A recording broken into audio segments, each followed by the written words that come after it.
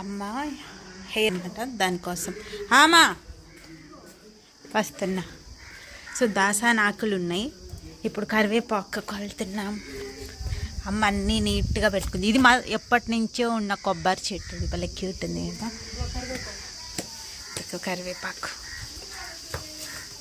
ఇది శివుడు చెట్టు, మా పేరు మర్చిపోయినాము, మారేడు చెట్టు.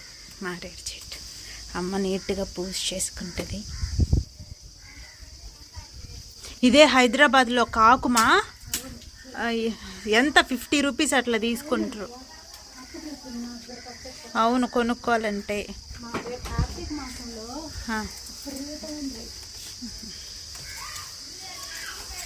చిన్న ఊరికి ఎత్తుకెళ్తుంది అంట నా కరివేపాకు. ఎందుకు మా కొమ్మించేసా. దాన్ని బయట కూర్చొని కొంచెం మనకు తెస్తాను మీకు.